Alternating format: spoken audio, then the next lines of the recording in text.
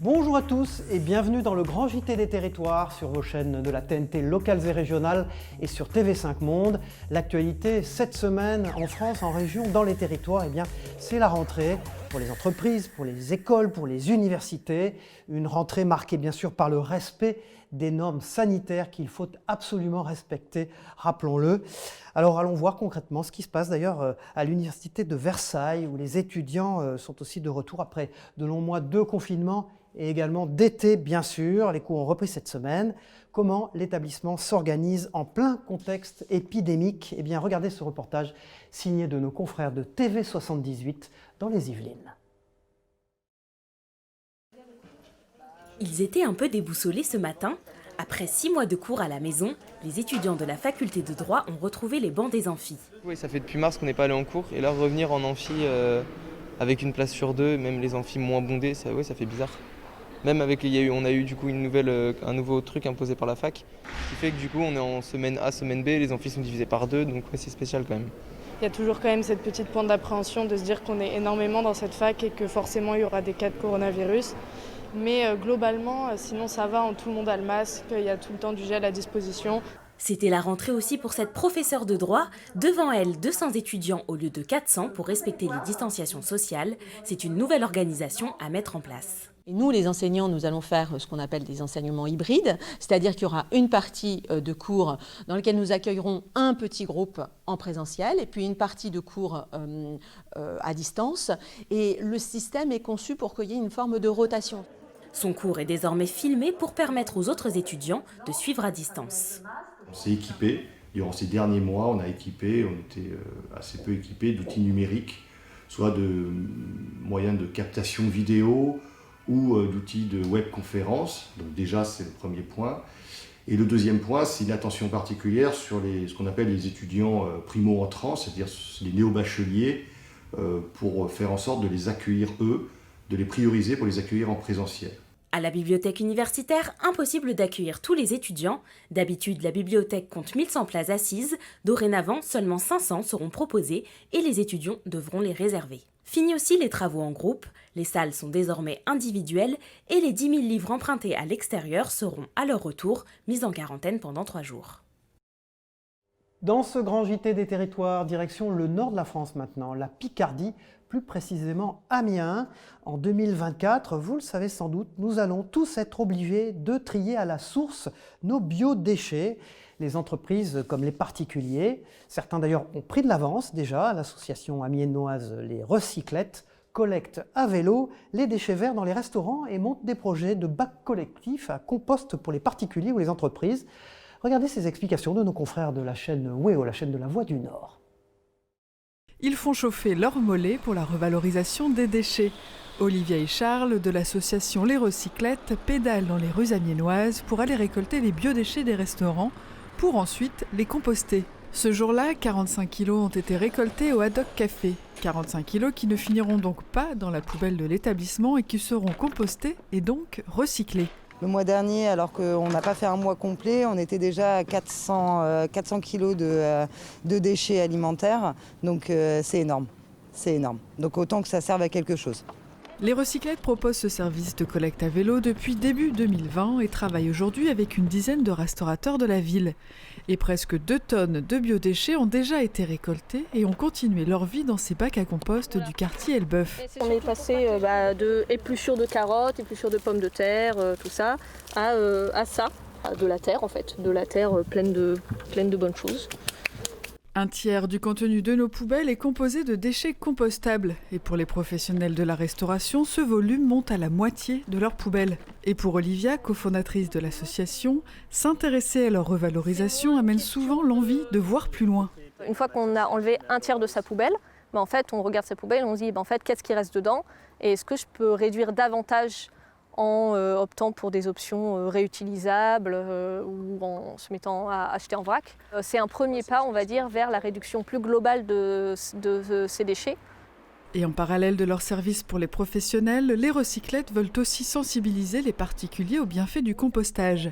Ici, rue Lescouvet, l'association a installé un composteur collectif et 5 seront bientôt mis en place dans d'autres quartiers d'Amiens pour répondre à une demande croissante. On a été beaucoup contactés par des particuliers et particulières. C'est vraiment la sensation de répondre à un vrai besoin et de lancer des initiatives que les gens voulaient voir naître depuis longtemps. Notre but, voilà, c'est de sensibiliser au maximum et d'apprendre aux gens à faire eux-mêmes ou à faire avec les autres. Et d'ici 2024, chacun, particulier comme professionnel, devra trier ses biodéchets à la source. Et pour accompagner le plus grand nombre dans cette transition, les Recyclettes organisent de nombreux ateliers pour que composter devienne un geste citoyen et responsable, facile et accessible à tous. Voilà, septembre, c'est aussi l'heure du bilan de l'été. Vous avez été très nombreux à rester en France tout l'été, à sillonner les routes de notre beau pays, peut-être d'ailleurs en camping-car, car ce secteur est en plein boom. Et le centre des expositions du Mans a accueilli le salon de la maison et de l'auto le week-end dernier.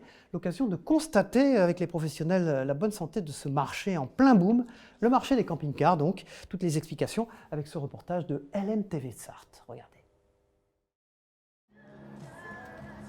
Le camping-car, un secteur qui ne connaît pas la crise. Avec des dizaines de modèles présentés au salon de l'auto, c'est le produit phare de l'événement, largement plébiscité par les clients. C'est d'être tranquille avec ma femme, tous les deux, voyager, voir beaucoup de petits villages, partir à la semaine ou partir 2-3 semaines comme ça à voir. La crise du coronavirus semble avoir redistribué les cartes sur le type d'hébergement de séjour recherché par les Sartois. On a envie de changer un petit peu notre style de vacances, d'avoir des gens peut-être plus en sécurité par rapport à ce qui se passe actuellement, et puis de pouvoir avoir des vacances différentes avec les petits-enfants, pouvoir voyager, changer d'endroit régulièrement. Les professionnels le confirment, depuis le déconfinement, les ventes explosent pour ce type de véhicule. Depuis mi-mai, on n'arrête pas. De nouvelles vacances, de nouveaux projets de vie se sont révélés aux gens, on va dire. On va dire le côté un peu plus safe, on va dire plus sécurité. De nouvelles habitudes de séjour qui ont même permis aux vendeurs de camping-cars de combler le trou économique de la mi-mars à la mi-mai. Tout ce qui était confinement aujourd'hui, pendant les 2 mois d'arrêt, on a rattrapé le retard. Donc les gens se sont rués sur le camping-car parce que c'est un milieu qui est sûr, quoi. Une sécurité et une flexibilité qui rassurent. D'après les professionnels, tous les secteurs du caravaning connaissent un boom des ventes. Les motorhomes et les caravanes connaissent aussi un franc succès chez les acheteurs. Direction la Loire maintenant. Regardez ce reportage très étonnant avec cette belle histoire, celle d'une reconversion très réussie. Ce Ligérien est âgé de 36 ans, il était ostéopathe. Et il est devenu désormais fabricant de chaussettes. Et oui, des produits 100% made in France, aux références musicales et pour toutes les générations. Anthony Verpillon, notre confrère de TL7, est allé le rencontrer sur place chez lui. Regardez. Elles ont des noms, les Gangsters Modernes, les Sex Machines, Space Cowboy, Yellow Submarine, les Crazy in Love, des California Love, Three Little Birds Bob Marley, les Simples et Funky, les un peu plus vieux comprendront, et Mr Gainsbourg. C'est la nouvelle marque tendance issue de la Loire. Marchill est né de l'esprit bouillonnant de ce jeune trentenaire originaire du Rouennais, un style qui rend hommage à la musique et aux skateurs californiens des années 70, un outil de mode qu'il veut surtout intergénérationnel. Je voulais que aussi bien un enfant de 3 ans que les parents ou voire les grands-parents puissent le mettre et qu'un enfant de 3 ans puisse mettre des chaussettes, les mêmes chaussettes que son père avec des références à Gainsbourg, Mr Gainsbourg et qu'il puisse dire à son père c'est qui Mr Gainsbourg. Des chaussettes qui sont également 100% made in France, mis à part le coton, tout le reste est fabriqué chez nous, de l'assemblage au packaging pour un prix de vente à 18 € la paire. Et caractéristique inédite, Marchill réussit à convoquer les 5 sens. J'ai le touché parce qu'on voit que les produits sont quand même de qualité, elles sont toutes molletonnées, on est vraiment super bien pour le confort. J'ai l'ouïe parce qu'il y a quand même une référence musicale. Et j'ai l'odorat parce que quand moi je les envoie, elles sont toutes parfumées avec des huiles essentielles. Donc comme ça, quand on ouvre le paquet, on a l'odeur. Mais pour parvenir à ce résultat en moins d'1 an, Léo Billet a opéré un véritable virage à 360 degrés dans sa carrière professionnelle. Moi j'étais ostéopathe au Coteau pendant presque une quinzaine d'années. On a tendance à aller un petit peu, mine de rien, vers un peu plus de psychologique. J'arrivais plus à gérer l'émotionnel de mon boulot, donc c'était plus possible. Moi au départ, je connaissais rien au textile, c'est vraiment un ressenti. Donc du coup, aller vers quelque chose qu'on ressent, tout de suite, je trouve que c'est plus simple, quoi. Alors, on en a beaucoup entendu parler, vous le connaissez, il s'agit du loto du patrimoine qui nous intéresse maintenant dans ce grand JT des territoires. Parmi la nouvelle sélection, on retrouve dans les Vosges la maison paysanne de Bult, une bâtisse du début du XVIIe siècle qui menace de s'écrouler. Son propriétaire est un très grand passionné de vieilles pierres. Il espère bien la sauver par le biais du loto. De gros travaux ont déjà commencé et Via Vosges est allé à sa rencontre. Regardez. Dernière ligne droite pour jouer au loto du patrimoine et participer à la sauvegarde de la maison paysanne de Bult, près de Rambervillers. C'est ce bâtiment en péril qui a été sélectionné pour le département des Vosges. Une ferme ancienne qui est restée dans son jus, qui date de 1605, c'est pas rien, et qui reflète sur le plan de sa façade, toiture, etc. Mais ce qu'elle était à l'époque, c'est vraiment la ferme d'époque. Voilà 15 ans que la Fondation du patrimoine s'inquiète pour l'état général du bâtiment. Suite à un accident de la route en 2012, la maison est endommagée et doit être rasée. C'est donc une fierté pour la commune que le nouveau propriétaire accepte le défi et tente de la restaurer. C'est parfait pour nous d'avoir une personne comme ça. On en parlera longtemps dans les livres d'histoire de Bult. Je pense qu'il sera en photo et il sera noté dessus, c'est certain. Amoureux des vieilles pierres, Jérôme Balland n'en est pas à son coup d'essai. C'est la 3e maison qu'il restaure. Celle-ci, c'est son coup de foudre de jeunesse.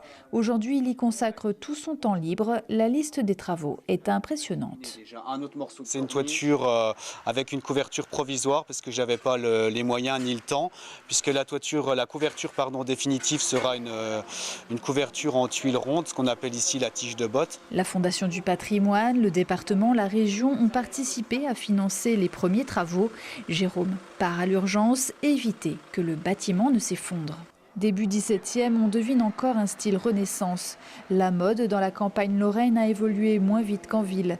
Les 2 tiers du bâtiment servaient à l'exploitation agricole, attenant un logement modeste et un plus riche. Il y avait une belle pièce de réception, il faut imaginer que le mur là n'existait pas, donc il va être supprimé, et un très beau, ce qu'il en reste, de plafond à la française. Mais avant de s'atteler à l'aménagement intérieur, il faut consolider les ouvertures et lutter contre un affaissement des fondations. Là, on est en train d'enlever les dernières pierres anciennes qui sont très dégradées. Alors c'est une maison qui a 415 ans, qui a été construite avec, c'est un hourdage, on appelle ça un hourdage de maçonnerie en pierre et en terre.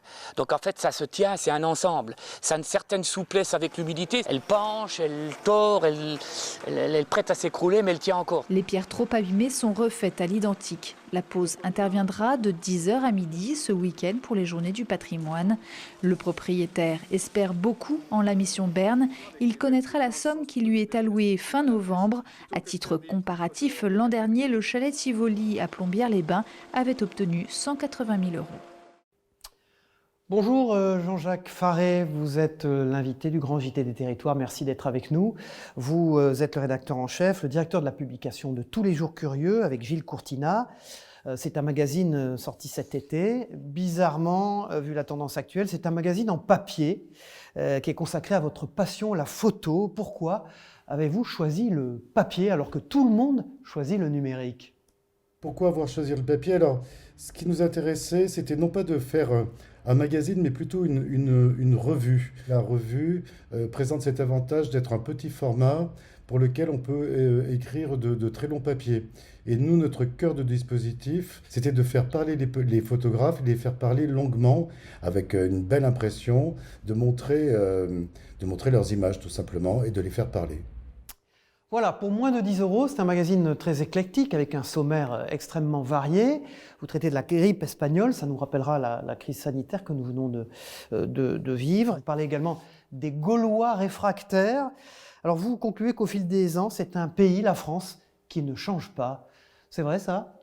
Le sujet sur les Gaulois réfractaires qui s'appelle les Français, nous publions 2 grands entretiens qui sont en fait une bourse qui a été donnée par le ministère de la Culture à 2 photographes formidables, l'un qui était Éric Bouvet et l'autre Yann Morvan, qui depuis 2 ans et demi sillonnent la France à la recherche, si vous voulez, des typologies françaises. Et c'est ce qui est très intéressant de ce travail, c'est que le travail d'enquête, ce qu'ils racontent très bien tous les deux dans les 2 entretiens, a été un véritable travail de journaliste avant d'arriver à faire les photos qui sont absolument formidables. Jean-Jacques Faré, vous êtes un passionné de photos, bien sûr. Vous avez été très important au service photo de Libération pendant des années. On dit que la photo, c'est fini.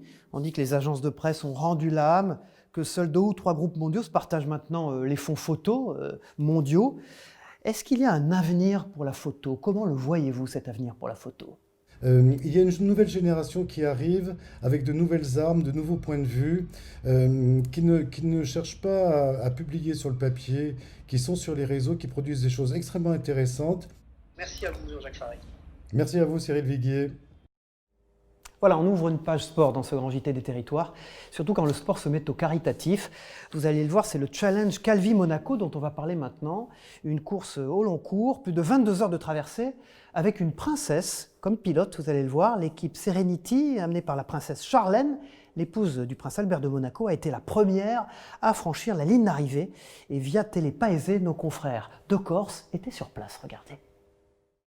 Je suis resté ici sur site, notamment avec la princesse qui était là donc, pour passer notamment un petit peu de temps ici en vue du challenge, du crossing. Comment s'est passé l'entraînement? Pour le vélo, malheureusement, il n'y a pas 10 000 façons. Il faut vraiment faire du vélo des kilomètres et des kilomètres. Donc on va dire un entraînement régulier de, on va dire 4-5 fois par semaine au plus dur de l'entraînement. Quelles sont les spécificités du waterbike? Il faut vraiment avoir, on va dire, un rythme constant parce que c'est 2 boudins, on va dire, de type kayak qui sont, si vous voulez, avec une hélice en plein milieu et vraiment une selle et un guidon vraiment comme un vélo. Après, la seule chose qui sera un petit peu différente, c'est qu'on est vraiment sur un élément qui est vraiment à part entière et on va dire que ça change pas mal de choses parce que c'est pas une route, donc ça bouge et la météo, elle joue un rôle déterminant. Il y a vraiment beaucoup de vent et beaucoup de vagues, ça rend la chose super difficile. Est-ce que la princesse est prête? Elle est super prête, elle est super positive et elle est prête à faire ce crossing. C'est que des sportifs de haut niveau, donc on va dire qu'ils ont l'habitude des événements un petit peu comme ça, donc sportifs de haut niveau concentrés à max. Je suis dans l'équipe Notorious avec le frère de la princesse, avec Gareth. Et voilà, on espère pouvoir rivaliser avec l'équipe adverse qui est, je pense, bien armée pour gagner cette course. C'est quand même une aventure fantastique. C'est un exploit sportif certes, mais je viens aussi chercher un petit peu de convivialité et le fait de le faire en relais, voilà, ça ressemble un petit peu à ce que je vis moi avec le handball. Donc, puis après, c'est pour une noble cause, donc je pense que c'est toujours important de participer à des événements qui sont organisés pour récolter des fonds et aider des bonnes causes. Cette traversée, comme tout match, se prépare. Comment vous êtes-vous approprié le waterbike? Hier matin, on a fait un essai. J'ai trouvé l'utilisation très simple. C'est quand même quelque chose d'assez stable. Et donc du coup, la prise en main a été plutôt rapide. La stratégie, c'est de faire des relais ni courts ni longs. Je pense que nous, on va partir sur des relais d'1h30 environ. Et après, on fera suivant notre état physique. Dans toutes les disciplines sportives, dans tous les grands défis sportifs, l'aspect mental est le plus important. Du track, il y en a toujours, mais quand on a fait du sport de haut niveau, je pense que le track, on arrive à le transformer en une énergie positive. Il ne faut pas que ce soit quelque chose qui nous inhibe ou qui nous fasse, entre guillemets, perdre nos moyens. Alors peut-être que l'état de la mer pourra éventuellement à un moment nous déstabiliser, mais voilà, le bateau ne sera pas très très loin, on garde tous un œil sur chacun et je pense que voilà, avec un peu de bienveillance, ça va bien se passer.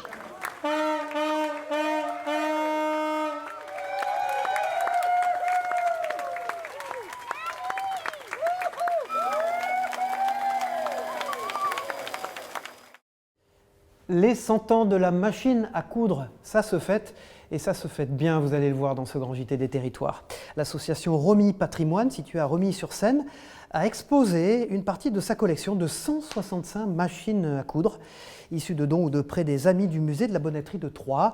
Nos confrères de Canal 32 nous font découvrir certaines de ces merveilles, vous allez le voir.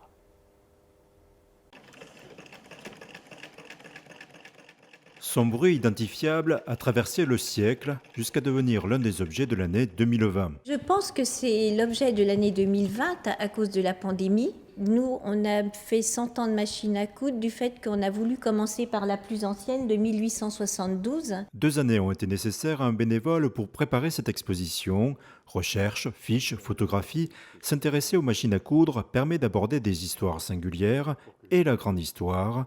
Il suffit de se laisser surprendre pour être emporté. Nous avions un bénévole, Claude, qui est tombé amoureux des machines à coudre. Et il a apporté un regard nouveau que nous qui venions du milieu industriel. Une machine à coudre, on pense qu'elle va servir à faire de la confection, effectivement, mais c'est aussi des petits bijoux. Vous avez une décoration par des calcomanies qui est extraordinaire. Vous avez également des incrustations en nacre pour attirer l'œil, l'achat sur la marque également. Cette machine a toujours été mon coup de cœur. Donc c'est une petite machine à coudre portable, très simple puisque le mouvement est fait ainsi pour pouvoir coudre. L'association fête ses 20 ans. L'ensemble de sa collection repose sur des dons. Suivre l'évolution de la machine à coudre permet également de mieux se rendre compte des évolutions techniques, économiques et sociales durant un siècle. On tournait la manivelle pour coudre. Ensuite, le pédalier, l'électrification. Vous avez des quartiers de Romilly qui ont reçu l'électricité, les derniers quartiers en 1950. Et sur le pédalier ici, vous avez le Pont-sur-Seine. De la machine régionale qui a totalement disparu à aujourd'hui. Les machines sont plus fabriquées en France, principalement à l'étranger, en Allemagne, et très souvent sont faites en sous-traitance en Chine. Mon père était maçon l'été et tailleur l'hiver. Et l'évolution du tailleur s'est un petit peu focalisée à ce moment-là pour disparaître dans les années 70. Ça revient énormément. Les enfants sont très doués de leurs mains. Ils sont captivés parce qu'ils se rendent compte qu'avec un petit morceau de laine ou ne serait-ce qu'avec un morceau de tissu, on est capable de créer des jolies choses. Les visites sur rendez-vous peuvent se dérouler les jeudis après-midi, samedis et dimanches. Située à proximité du technicentre de la SNCF, l'association ouvrira les portes de l'espace vivant de la Bonneterie à l'occasion des Journées du patrimoine le 19 et 20 septembre. Voilà, nous partons en Bretagne à présent dans ce grand JT des territoires, car il avait dû cesser toutes ses activités le 13 mars dernier pour cause de Covid-19. Le cabaret Moustache de Nouvoitou a réouvert ses portes récemment. Sur scène, ce sont 12 artistes qui proposent un nouveau spectacle, vous allez le voir. Notre confrère de TV Rennes, qui ne porte pas de moustache, lui a assisté à la reprise des représentations. Regardez ce reportage. Midi pile au cabaret Moustache de Nouvoitou, les premiers spectateurs rentrent dans la salle pour un déjeuner-spectacle, le premier depuis la crise de la Covid. Se retrouver entre amis, c'est très important et c'est très convivial. Et ça nous fait beaucoup de bien au moral. Ça va nous redonner du baume au cœur. Ici, les règles de distanciation sont identiques à celles de la restauration. On va ouvrir nous sur une jauge de 140 maximum au lieu de 200. Donc on est juste sur la jauge de notre seuil de rentabilité. Donc voilà, on s'est mis dans la tête que cette année ce sera une année blanche, on ne gagnera pas d'argent, mais on va essayer de sauver les meubles et au moins de pouvoir rester ouvert. C'est l'objectif. Ce fut aussi la rentrée pour les 12 artistes intermittents du spectacle. On est tous super heureux, vraiment motivés et puis on n'attendait que ça, quoi. Moi, pour ma part, c'était sport tous les matins. On avait tous hâte que le cabaret réouvre ses portes au plus vite. Ça nous a manqué. Le cabaret Moustache repart sur un rythme de 3 spectacles par semaine et doit d'abord commencer par rattraper les 700 000 € de perte de chiffre d'affaires engendrés par la cessation d'activité du printemps-été.